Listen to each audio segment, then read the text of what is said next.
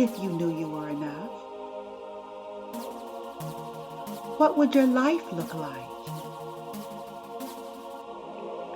What would love look like? This is the Enough Factor broadcast, where we're redefining what makes you enough in life and in love. Now here's your host, Suzette Birnard. Hello everybody, and welcome to my Enough Factor podcast.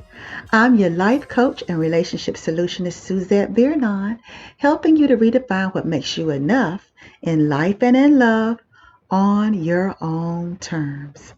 This podcast, as its name suggests, is about your enough factor.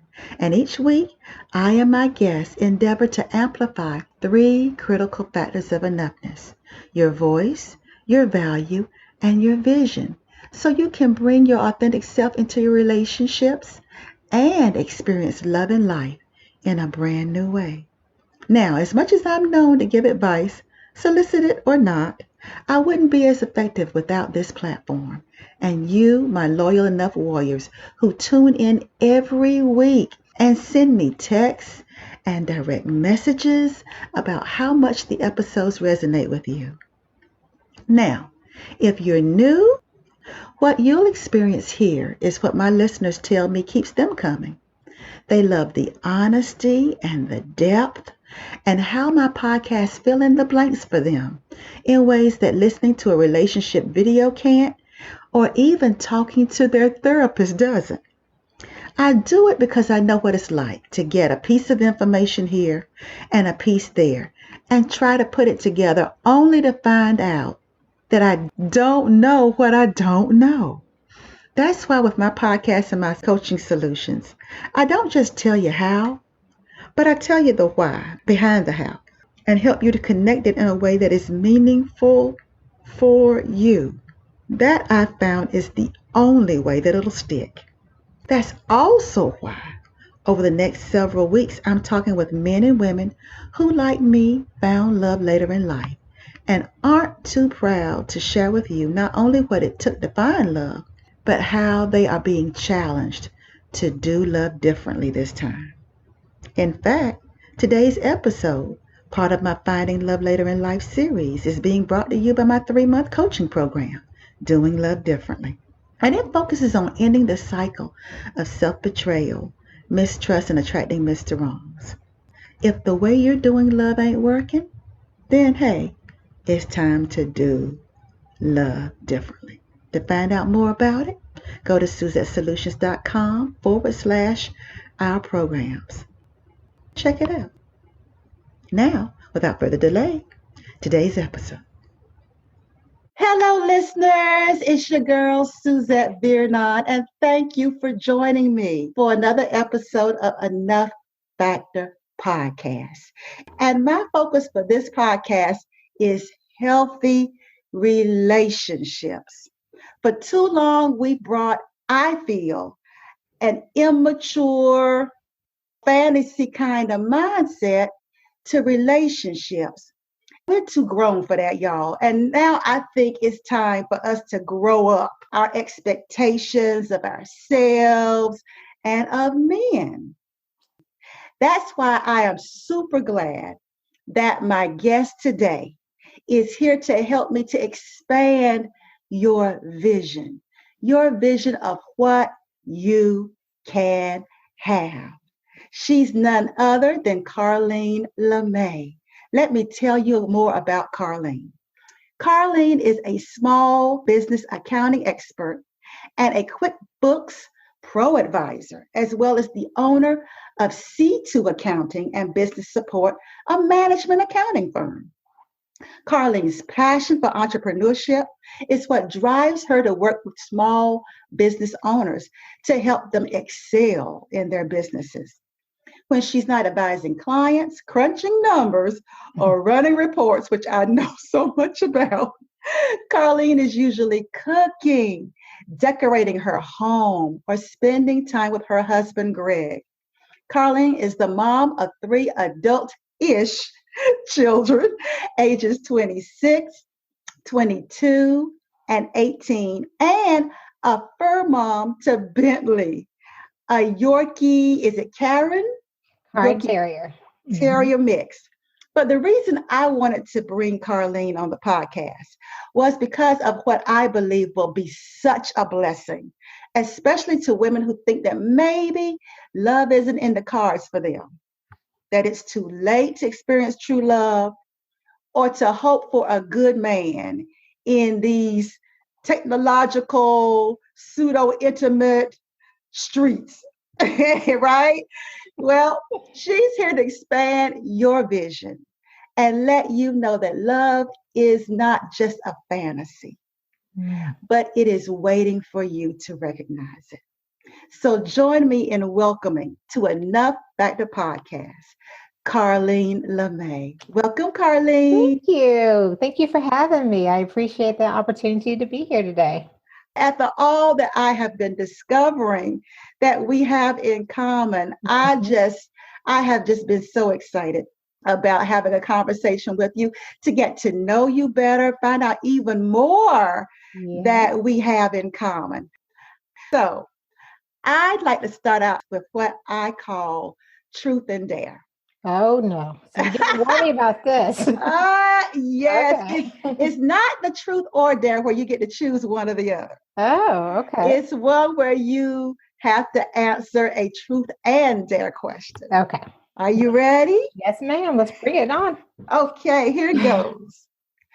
What is a truth that love required you to see and dared you to take radical action on? A truth that love required me to see is that I had to be open to being vulnerable with someone. And it dared me that if I was going to do this right this time, I had to go all in and I had to put my everything on the line and just be vulnerable and see what happens. And so far, thank God, everything has worked out great. Girl, when you said it, I felt myself go, whoa. Because I think for high achieving, mission driven women like we all are, that V word, vulnerable, scares us to death. Yeah. So can you describe what vulnerable was for you in your mind and what it's actually been? I thought it was, I thought vulnerable meant that I was going to let someone hurt me. And what it really means is that I let someone see all of me, good, bad, indifferent, whatever. So, and he loves all of it. And that's been great. Isn't that interesting? Because I think for me, there was this fear that if I did show somebody all of me, they would say, okay, you're not what I want. And they would leave me. Yeah.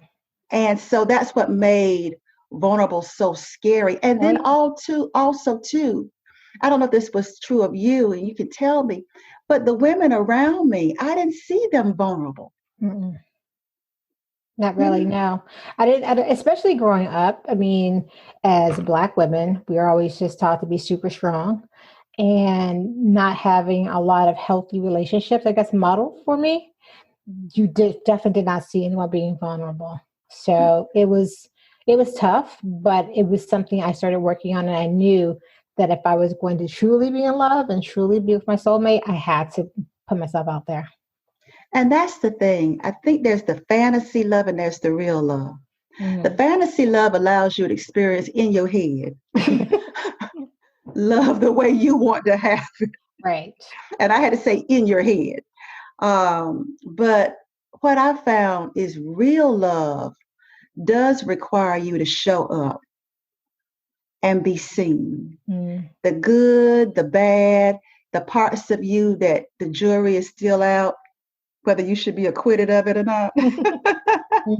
It does require that. So tell us a little bit of your backstory, how you transitioned from being afraid of being hurt and being afraid to be vulnerable to meeting Greg and how love started stretching you. Tell us about that. So I have to tell you from the beginning. So I got married at 21. Let's see here. I turned 21 in June. I was married in July. And so we all know at 21, you think you know everything, but you really don't. But with that being said, I was married for 22 years. 3 wonderful children came out of it. And it was not a bad relationship. We had our issues, but it just wasn't the right one. I never was fully me. I always felt like I was suppressed, even if it wasn't from him. It was just everything about it. And then I I turned 40 and 40 is that magical number where you're like, okay, I'm getting older, not younger. So I've got to do something. Mm-hmm. And I went to Italy for the second time to visit a girlfriend who was living there. And I came back and I said, I just want something different. I wanted someone to travel the world with, and not someone who just said, I'll go with you. But no. What do you want to I want you to be as excited. I want you to have these ideas. And it took 2 years of us talking about it and discussing it before we finally made the break. I mean, I knew in my mind I was done, but I was willing to give him a chance. And then I manifested my new love. And I have written down, I thank God for my husband that wasn't even there yet. And I thank God for how he made me feel, what our relationship was like. Here's one thing I always tell people. I actually wrote down, I thank God that my husband adores me. Now, I have never had a man say they adore me. My husband now, Greg, he says it all the time. And I was just like, that right there made me realize I had manifested this man because I had never had someone say that to me before. And in realizing that I wanted to be vulnerable, I also realized I had to be accepting because the two go hand in hand. So if I want someone to accept all of me, I've got to accept all of them. And that's, I would just put myself out there, and he and I had this conversation at the very beginning about what we wanted, didn't want. And he actually, the very first conversation, laid everything out. This is what I'm going through. This is why I'm getting divorced. This is this. And his openness made me feel way more comfortable putting my stuff on the line. And it just went from there. So you all met while you were still married to other people? No. We were both separated. He was separated a little bit longer than I was. So we met on a dating site. Plenty of fish got, but it was. I did too. I found my husband on Plenty of Fish. So girl, come on. I met her husband on there too. Yeah, it happens. It definitely happens. But no, I was newly separated. And he was probably separated for about a year because he was divorced like a year longer than me. And So would you say that the key to that was that you were still open? That even though you had been hurt and you were afraid of being vulnerable, that when you met Greg, you were open to life sending you what you were writing down that you wanted? Even before I met him, he is just a manifestation of what I wanted. I was just open. I knew that I wanted to get married again. That's just who I am. I didn't have the best marriage, but I wasn't against marriage. And I didn't think all men were horrible. I had no negative, no hate. It was just that didn't work out. I learned a lot.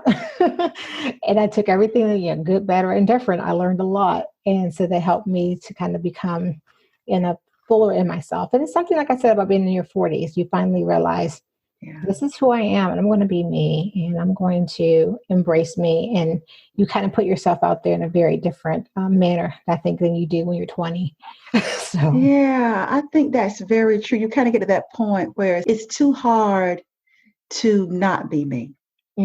Too, it's like, I think that's I like the way you said that. Yeah, that makes perfect sense. Yeah, when you get older, when you're 20, you got the energy to pretend, to morph, to move. Exactly.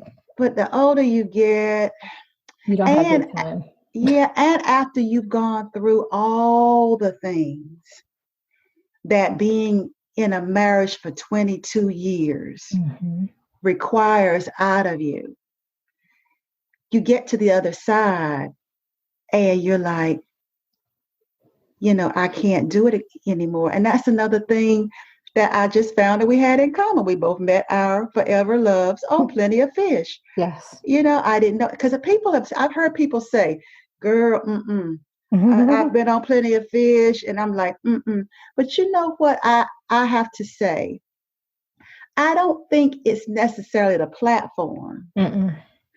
It's the you that doesn't quite know what you want. Oof, yeah. Because when you know what you want, you're not going to fall for just somebody who winks at you and tells you you're cute. Right. You need to wake up knowing you're cute.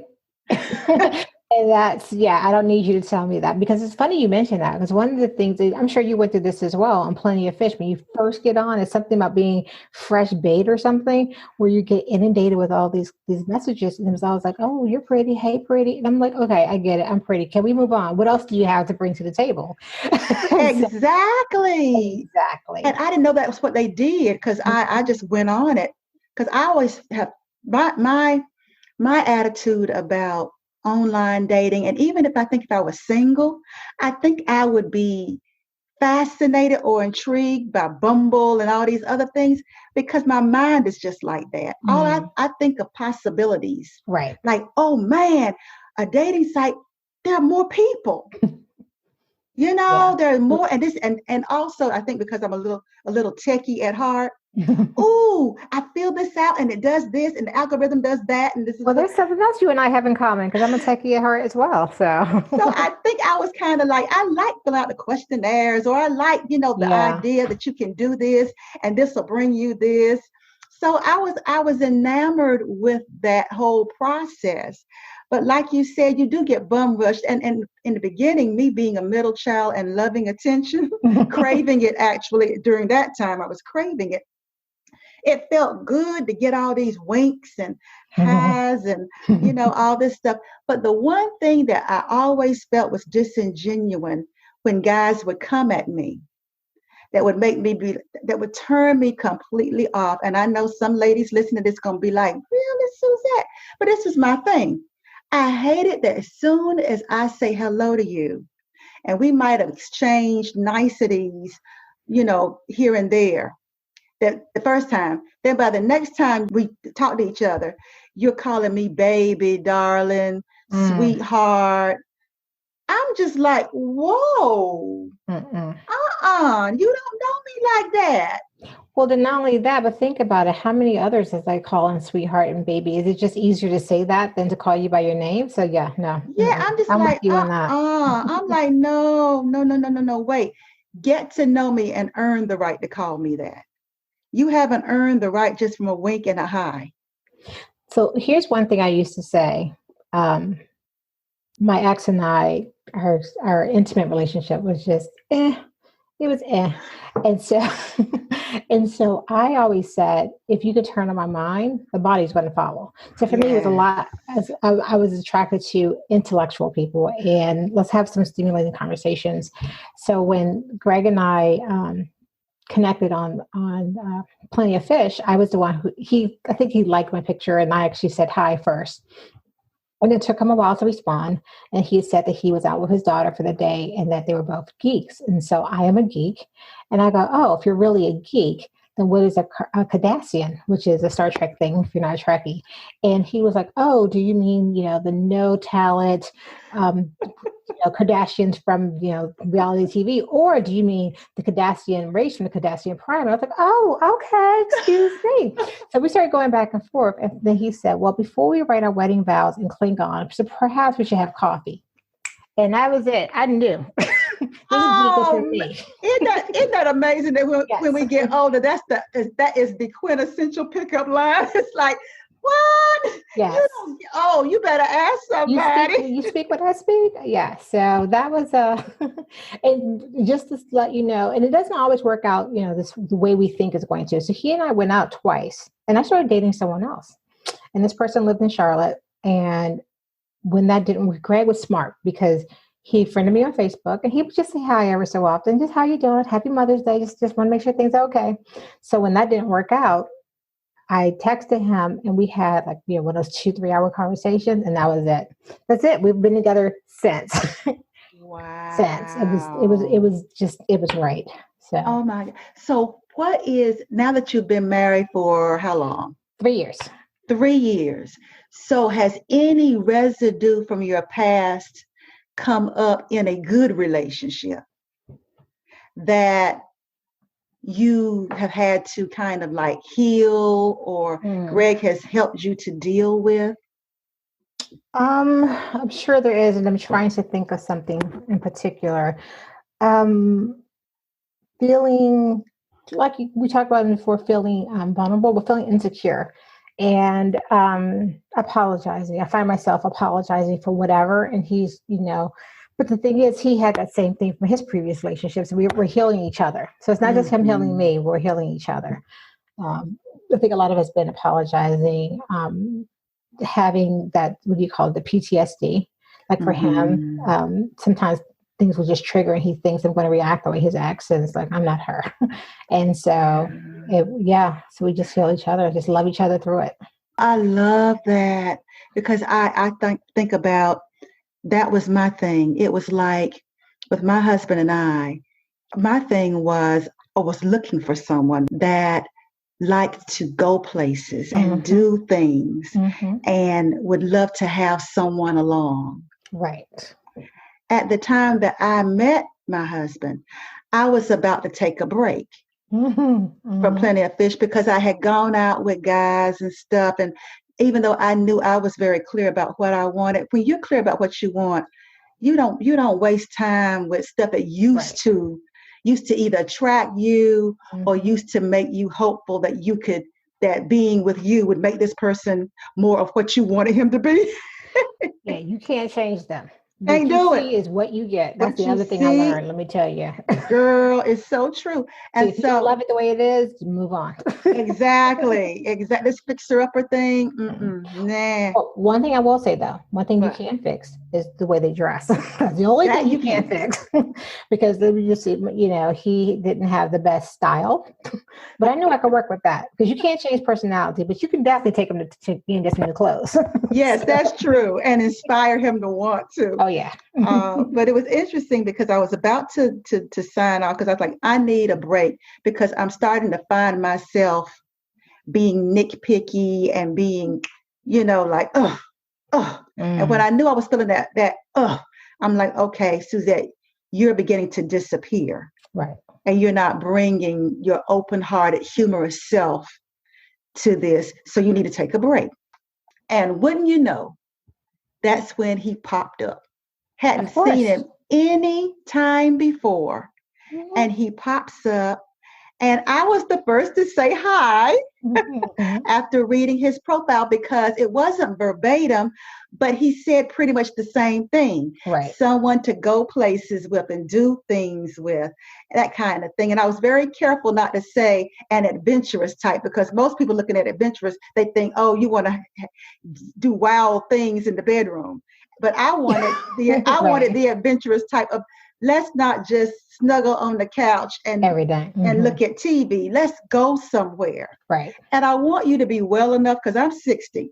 I want you to be a youthful enough man that you don't need a wheelchair, or we got to stop every 5 minutes, because we can't go walking. I knew I wanted somebody who was active and all that.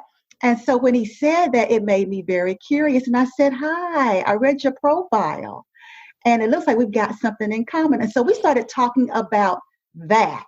Okay. And one of my rules that I had for myself was that I wasn't going to spend a lot of time bonding online, that I was going to see him. Right. Because I didn't want to fall in love with his words and then meet him and we don't have any chemistry. And it's harder to back out, because then you don't want to hurt his feelings and all that. And you just know there's just no way I can even imagine myself being attracted to you in that way. And so I said, okay, I've had enough of those. Let's meet. And what surprised me is he was like, yeah, let's do it. And was actually, let's make plans. And we found out that he was like around the corner where I worked, and we met at Caribou Coffee. Oh, okay. And for me, mine was, I have this kind of slapstick kind of humor. I call it Looney Tunes humor. And a lot of times if men don't get it, they just kind of look at you like. Yeah, that You know, that like, I get your sense of humor is a very good quality to have in a partner. yeah, Because the yeah. money that gets you, and it's actually funny to them. Hmm. And so we spent the first part of our conversation with that quick comedic timing with each other, Oh wow, I like that that. kind of quick wittedness Hmm. with each other, and we were just laughing. And then after it was over, I said to him, "Okay, so why are you on a dating site?" Hmm. You know, because at that time I knew I had, like you're saying, I loved being in a relationship. It's just that I was with the wrong person. Right. But I really felt like that was part of my path to be with someone. And so we kind of went down that little rabbit hole, and it ended with me putting on my coat saying to him, "I've had a great time with you. You obviously are a wonderful man, but I don't want to waste your time, Hmm. and I don't want you to waste mine. And so I wish you the best. And, this has been so much fun." I was putting on my coat, Wow. and he stopped me and said, "Wait, wait, wait, wait, wait, wait, wait, wait, wait, wait, wait." Because he had given, that canned response of, "Well, I'm up here, and yes, I'm dating, but, if it doesn't work out, at least I've made a friend." Mm. And I was like, "I'm not on a dating site to make a friend." I mean, I was very honest. I said, Hmm. "I've got male friends, and the reasons they are my male friends is because I ain't slept with none of them." Hmm. I said, "So Hmm. I'm not on a dating site for a friend. I'm on a dating site because I'm looking for a partner. I Yes. like being a part of a couple, and Hmm. that's what I'm looking for. And if you're not looking for that, then we don't need to waste each other's time." Right. And he stopped me and said, "Wait, wait, wait, wait, wait. I am looking for something real. I am looking for something long term. I just don't want to make that so much the goal that we don't take the time to get to know each other." Okay. Then that's fair enough. And that was like, I said, "Okay." Hmm. That gave me something of substance that aligned enough with what I was saying and what I was wanting. And like you said, that's been it. I never required him, which is something I hear from a lot of women that get upset if the man doesn't take his profile down immediately, or swear that you're the only woman he's Right. seen. They just think that he's not serious. But what happened with me, I didn't even require it, because at that point in time, my commitment was more that I was going to date authentically. Hmm. And if me being me was not going to be enough to make him want to stop everything else, Right. That's all you then can do. Yeah. that's all I can do. I didn't want to require, demand, or have this superficial conversation, which 9 times out of 10, even if he tells you he's not dating somebody else, he talking to somebody. So I'm just like, I'm not even gonna go there. Right. I'm not even gonna put that out there. And that's why I think it was the right one, because I never was insecure Hmm. in the dating of him. Yeah. I You weren't never, asking for a label. Well, what are we? yeah, If you have to ask what are we, then it's not you just yeah. know. Yeah, I get And that. my thing was, he can't be that serious about too many people, because with like clockwork, every Friday I would get a message saying, "Well, what are you doing?" And usually I was like, "Well, I'm out." I remember one time I was like, "I'm out running through houses," because they had built some houses, and I love to go inside Me too. and look at the models. Hmm. I love that. So I was like going around, and he said, "Where are you?" And he asked me where I was. He said, "If you're going to be there, well, I'll meet you there." And that was one of the things I loved about him. He never required for me to stop living my life Hmm. to be with him. He was always interested in coming where I was, and Yeah. we would create that fun and magic in that. Sure, we had those planned dates, but it was so great to know that I didn't have to stop being and doing and all these things Right. for him. And so it was really great. My insecurity came the more serious I got about it.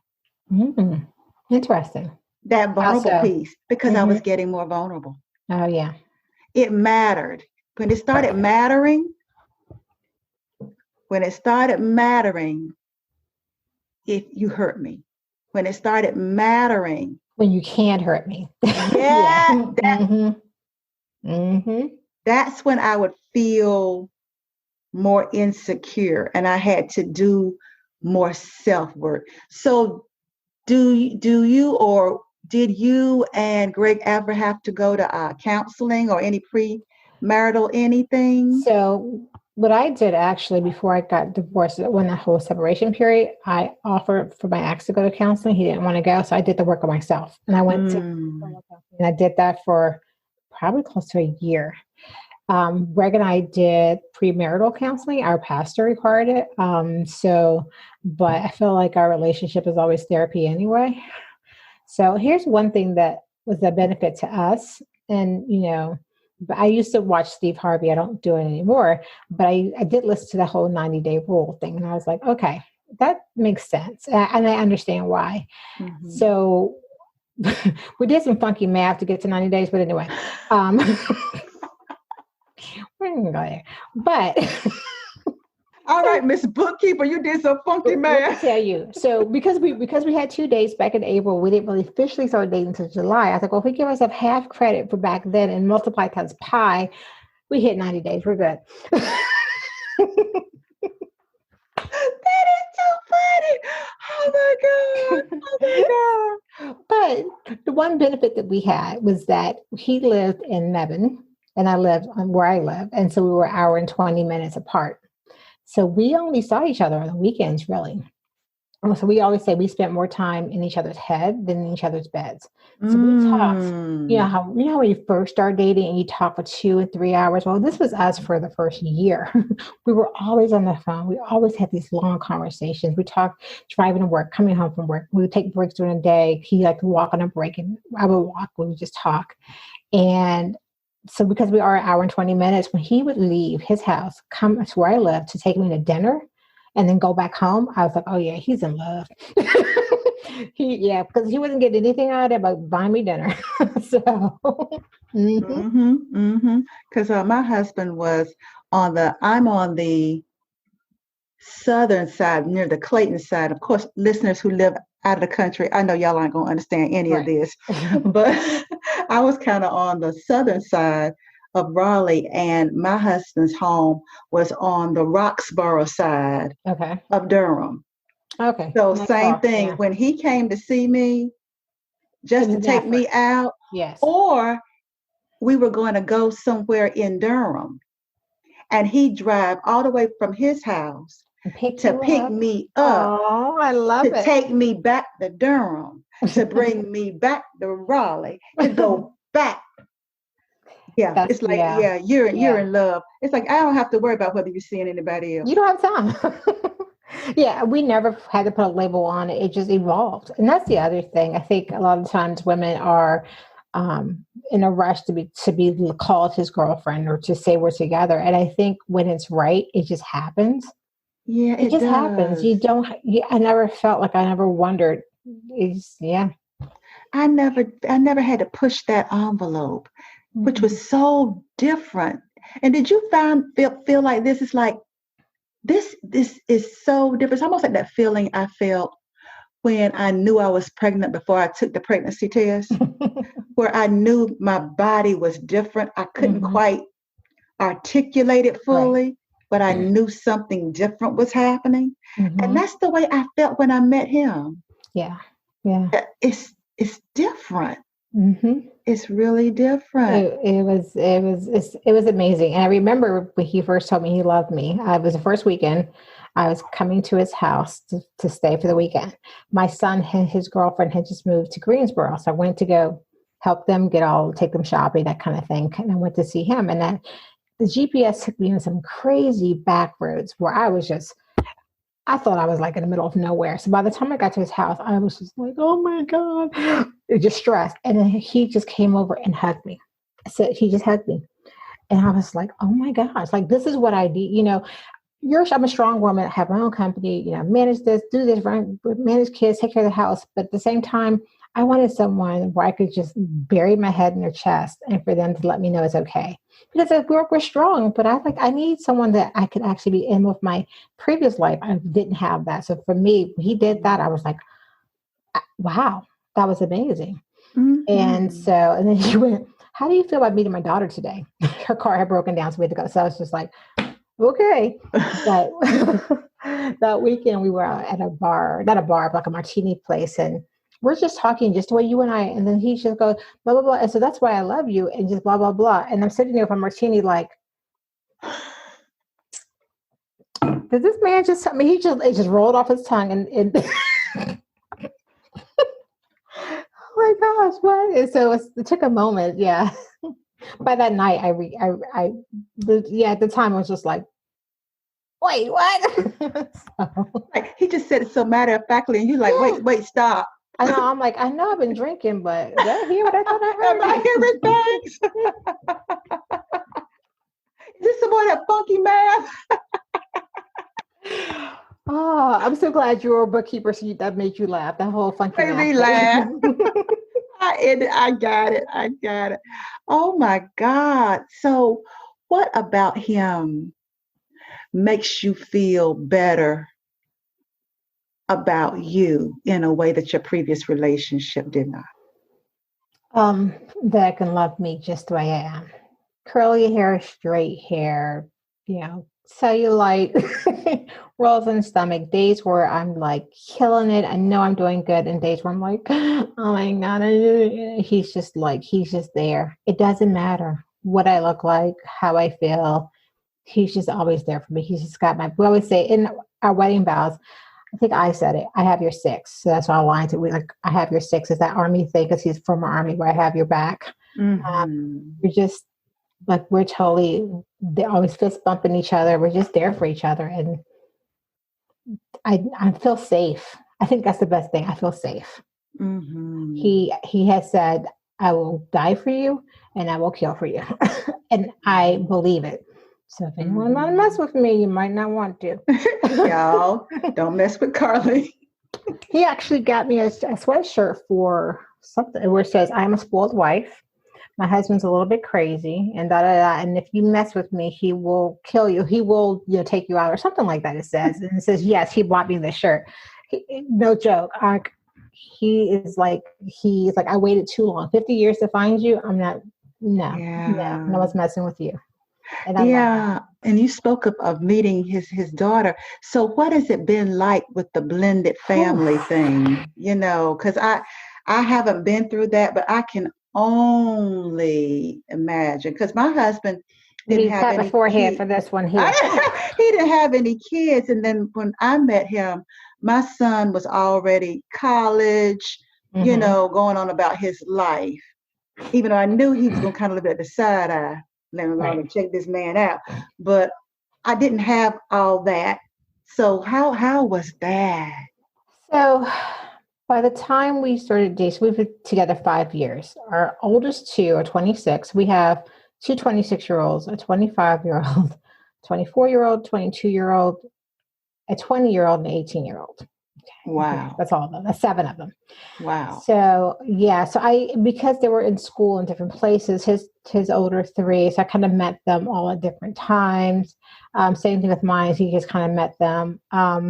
It's been interesting. They're not siblings. It's just that they don't all get together. They're just all older and spread out. So, I think if anything has been the most difficult, it has been, I knew the kids would be. It's like, sometimes coming to agreements about what we will pay for and what we won't pay for. That has been a sort. But the one thing that we did in the beginning, and I know this sounds strange to a lot of people, we've never had an argument. It's because we both came from passive aggressive kind of relationships. And some women are going to be like, I can't believe she just said this, but I believe, this is just my personal opinion, 50-50 is insane. I think 50, someone has, I think you all give 100%, but when it comes to that power shift, I say 51-49. And here's why I say this. When you can't agree on something, someone's going to have to make the decision, right? In our relationship, we have agreed to be him. But with that being said, we've never not agreed on anything. But as they said in Spider-Man, if you're being a geek, we get this, with great power comes great responsibility. So you take the 51%, you make a decision that I don't agree with, which hasn't happened yet. But if you do, and the stuff hits the fan, you've also agreed to take responsibility for fixing it. And that works in our house. We don't argue about anything. We just, first of all, we're so aligned the way we think and the way we feel about most stuff that it's just not an issue. And we just talk about everything. So when it comes to the kids, that has been a difficult thing, but it's never caused an argument. Like, we just talk about it and we deal with it. So, that's some grace right there. Yeah. That's great. That's amazing grace right there. It's different when you don't have that power struggle. We don't argue. It's weird. I think that is, and you just said it, the power struggle. I think that's where the arguments come, because both people are jockeying for position. Yes. But when you already are clear about, there is no reason because you're not a threat to me. Right. Then we can have some passionate discussions. Exactly. Right? Without anyone's feelings getting hurt. But without it being you never meet. You're going to be sulking for days. Or I think the biggest thing for me, and that I've had to learn to give men this, that I think what builds trust is, no matter how passionate the discussion or the different ideas, if we do it in a way that we both can leave with our dignity intact, that's the real thing. I agree. Because if you feel like you've always, like you say, got to apologize, even when you don't even feel like you were wrong, just to make the peace. After a while, that stuff get old. You just like, it gets old. It ain't cute no more. It's just not. One of the things I've had to confront, even during this sheltering in place where we're spending more time together, is one of the things that I brought into the relationship that I didn't know I was bringing into it, that is having to be worked out of me now, is I had lost my sense of humility. Okay. Where in relationships with men, I always look at men as, you are supposed to be this, and you're supposed to do this. And after everything I've been through, you owe me this. So I had objectified. It's like we were great dating, but then when we got married, it's a take that went in my head of, this is how a husband ought to be. This is what you ought to do. This is, and what I have learned is, Suzette, he always allows you to leave whatever difference with your dignity intact. But even if you don't say it, your energy is disapproving. Your energy is, but because you did this, I ain't got time. I'm going to give you the silent treatment. Yeah, you can sit up here, but, and I got called on the carpet. Yeah, that's good. Not by him, but something inside of me was like, no. Going down the wrong path. Going down the wrong path. This doesn't serve you. It has not served you. He's not a bad man just because you disagree. He doesn't love you less. Wait, say that one more time. I need you to say that again. He's not a bad man because what? Just because you disagree. There you go. That didn't all of a sudden make him bad. Right. That didn't all of a sudden make him somebody you need to manage. That didn't all of a sudden make him wrong. Yeah. And so what I love about marriage, and I'm sure you would say the same, is I love the person that I am becoming as a result of being married to him. Yeah. It's like the universe is working on me for us. Mm-hmm.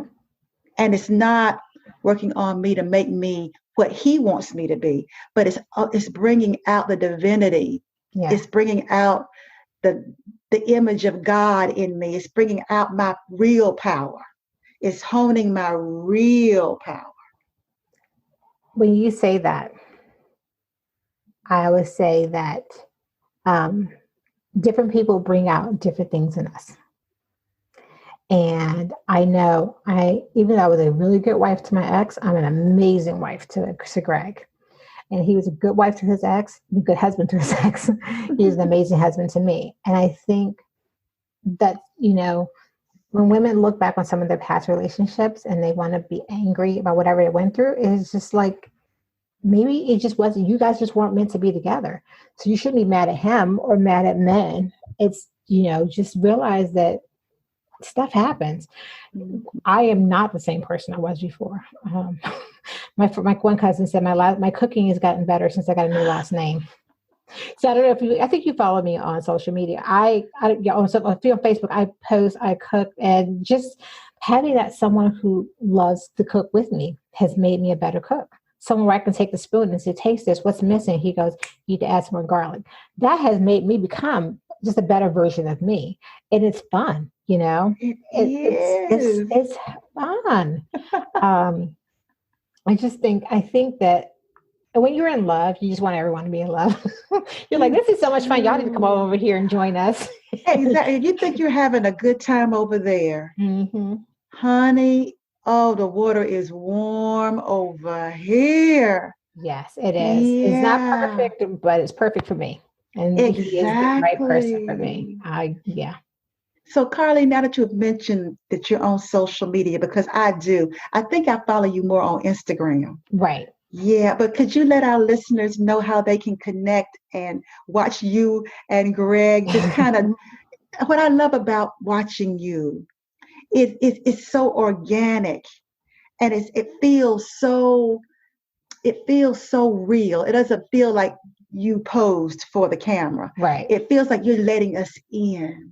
Right. To something wonderful. And I just I always look forward, what's she gonna post? I look forward to we it. have been bad. We have Love Take Two as our Instagram handle, and you can find us on Love Take Two at Facebook. And then I have my personal Carleen Lamay. We haven't posted as much on Love Take Two lately. Life has just been so busy, but we need to. We do have a lot of fun. This whole, like you said, sheltering in place, it seems like it's been our time to do our honey-do list.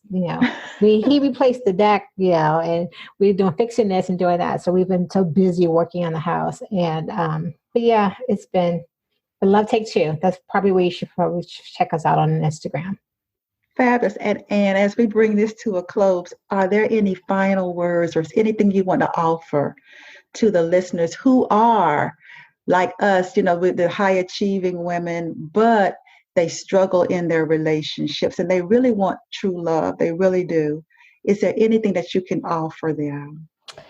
One of the things that Greg and I agreed to in the very beginning was no assumptions. And I said, whatever I say is what I mean.